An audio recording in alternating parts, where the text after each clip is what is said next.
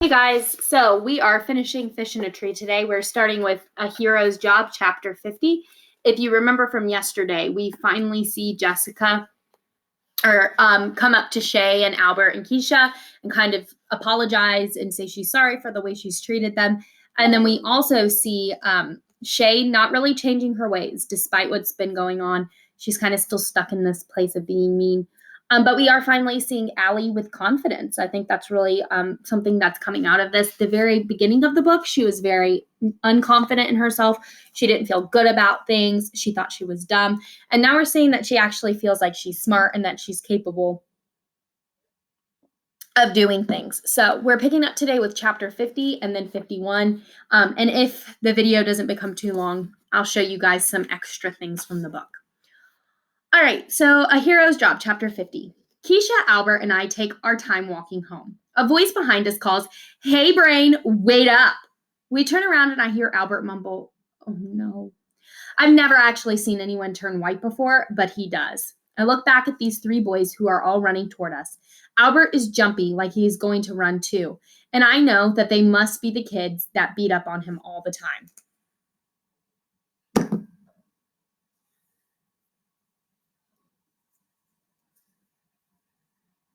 I wish Travis were here. Who are they? Keisha asks. Albert swallows hard. Hey, Brain, the closest one says. Are those your girlfriends? He asks. The group laughs. One in the back says, Yeah, right. Like that dweeb would ever have a girlfriend. He'd be lucky to get a pet bird. They laugh harder. Keisha steps forward. Why don't you just get lost? Don't think so. I'm right where I'm supposed to be. He turns to Albert and shoves him. Hey, Brain, did you miss me? Like a dog misses a flea, Albert mumbles, his eyes glued to the ground. I wish he'd at least look at the kid. Keisha's voice gets louder. Yeah, like a little flea? Now get lost before someone slaps you. And before I can even start worrying for her, the boy grabs her arm and pushes her on the ground. Slaps me? I don't think so. Hey, Albert says, you leave her alone. The boy turns to Albert. Shut up, Brain, or you're next. The second boy picks up Keisha's bag. What do you have here? He turns it out upside down, dumping everything out. Look, the third one says, a book with sweet little cupcakes. No, Keisha yells, give me back my book. Albert is shaking, actually shaking. Hey, I say, you leave us alone. And when the kid turns and looks into my eyes, I'm really scared, like I'm going to throw up. Keisha tries to get up, and the first boy pushes her back down. He moves his foot to step on her, but he doesn't get the chance. Albert, peace-loving, I will never stoop to their level. Albert pulls the boy away from Keisha. He turns him around and holds him by the front of his coat. The boy's toes barely touch the ground. You do not touch her again, Albert says with a voice I didn't think he had. Keisha jumps up and runs over to me. She stands next to me, squeezing my arm hard. I'm tired of you beating up on me all the time, Albert says. You have no right to treat me like that, and you don't even fight one-on-one. You gang up on people like cowards. Albert throws him down on the ground, tosses him like he doesn't weigh anything. The two other boys charge, but Albert grabs one and throws him on top of the first kid. Boy 3 runs. The first boy stands up. You want to fight, Brain? I'll fight you. He charges Albert and hits Albert in the stomach. I've never heard Albert mad before. He hits the kid one time and the kid goes down. Through his moans, he yells his friends to get up and fight, to get Albert for him. The second boy sits up like he's thinking about it. Albert's feet are far apart and he leans forward. Do you really think you want to do that? The boy shakes his head. Albert takes a step toward both boys on the ground. Don't you ever touch my friend again. Ever. Or you'll answer to me. Keisha and I gather her stuff and put it back in her bag. Come on, Albert says, looking at us before turning to walk away. We follow him. I'm surprised that Keisha is quiet for as long as she is. I feel like I'm going to cry, thinking how Albert has come to school every day with those bruises for all this time. We always asked him what it would take for him to fight back. Turns out it was protecting us. Albert, Keisha says, that was amazing, and you can fight. I can't take credit for strong arms. But, I say, it wasn't your arms, Albert. You were seriously brave back there.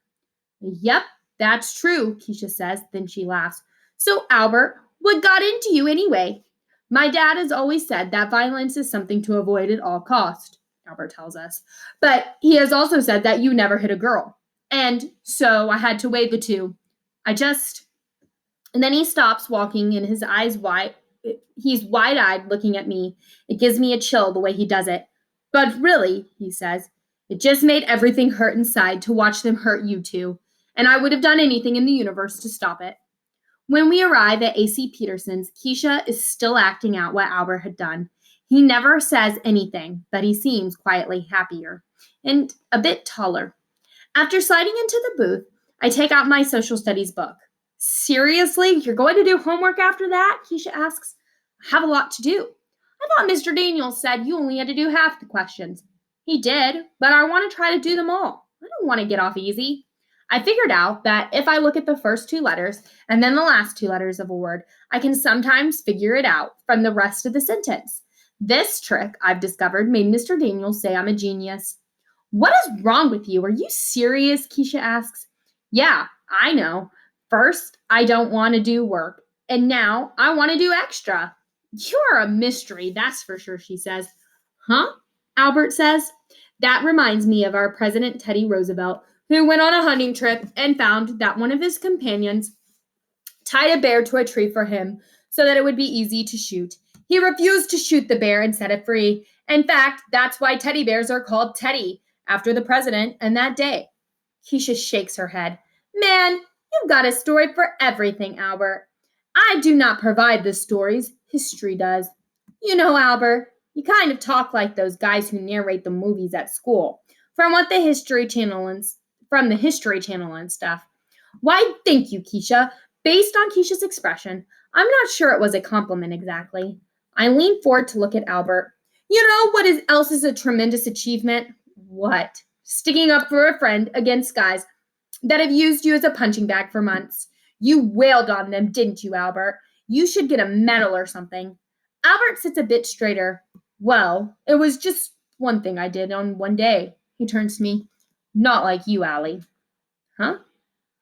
When Mr. Daniels told us about people with dyslexia, some of the greatest minds the humans race has ever seen, I've been kind of wishing I could have it too. Did he really say that? Keisha laughs. Sometimes, Albert, I've thought you have nothing but facts stacked up in your head of yours, and then you do what you did today and say something like that. You know what you are? His eyebrows jump. Keisha leans forward. You are one good friend, Albert. Chapter 51. C-O-U-R-A-G genius. So, C-O-U-R-A genius. You are a genius. I asked Mr. Daniels if I can renew a book at the library, and he smiles, like I gave him cake. Sure, he says, and he hands me an envelope. Since you're heading that way, will you give this to Mrs. Silver for me? Sure. You have to hand it to her, though, and you have to wait until she opens it and writes a response, and then return it to me, okay? I nod, thinking back to the days when a visit to the office meant trouble. I renew my book, and then I head to the office. Mrs. Silver is there when I walk in. She smiles. Hey, Allie. I hold out the envelope even before I start talking. I guess I want her to know right away that I'm not in trouble. I have a message from Mr. Daniels. She holds up a finger, telling me to wait 1 minute while she speaks with her daughter and picks up the phone. I mean to listen in on their conversation, but something else catches my attention. The poster with the two hands reaching for each other. The one I was asked to read, but couldn't. I walk over and stand in front of it. I stare at the outstretched fingers. Then I take a deep breath and look at the letters. I step right up to the wall, and just like Mr. Daniels taught me, use the envelope in my hand as a marker under the first line. I whisper, some things. Mrs. Silver comes and stands behind me. She puts her hands on my shoulder. I stop reading. No, Allie, keep going. I turn my head to look at her. Can you just read it to me so I can hear it all at once? Mrs. Silver reads, sometimes the bravest thing you can do is ask for help. C. Connors. Allie? She asks. I turn. Her voice cracks. I want you to know how sorry I am about the bumpy road we had for a while. I'm proud of all the strides you're making, of all the hard work you're doing. You should have picked up on your we should have picked up on your learning differences before. You were so bright, and well, I hope you'll give me another chance to help.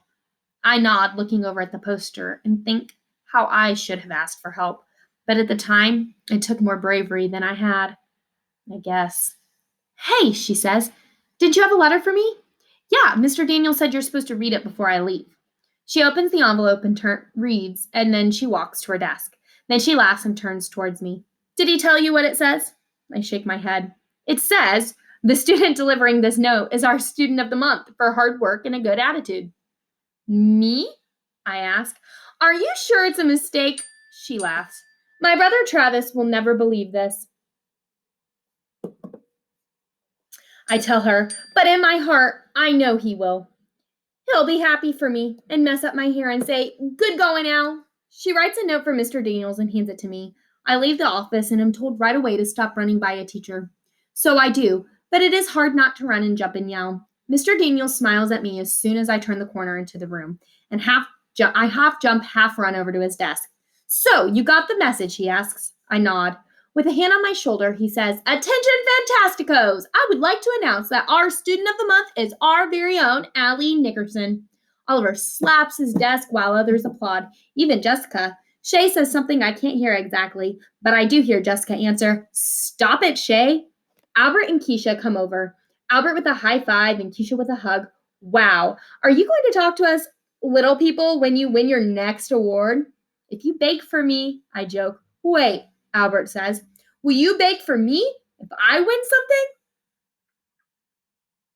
Keisha and I laugh while Albert says, no, I'm serious. Keisha pats him on the shoulder. Yes, Albert, I'll bake something for you.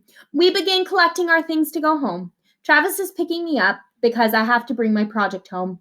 I get my stuff and head down to the gym to wait. Soon, Travis walks in, still wearing his clothes from the garage. The sun from outside is behind him, like he is walking out of the ball of light, and all of a sudden I feel like I'm going to cry. It makes sense. Everything does. Travis is smart in the same ways that I am. I run up to him.